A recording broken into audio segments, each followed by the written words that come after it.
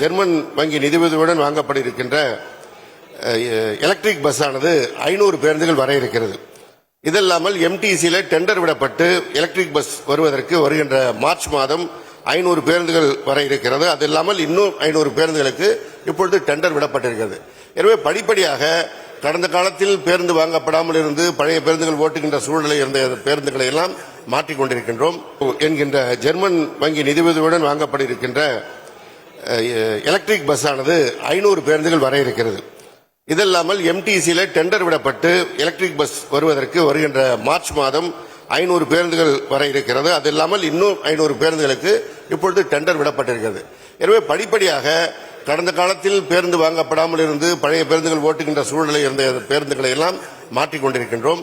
குறிப்பாக ஒன்றிய அரசு 15 ஆண்டுகள் ஓடிய பேருந்துகளை அகற்ற வேண்டும் என்று சொல்லியிருக்கின்ற நிலையில் அந்த பேருந்துகள் எல்லாம் இப்பொழுது படிப்படியாக மாற்றப்பட்டுக் கொண்டிருக்கிறது.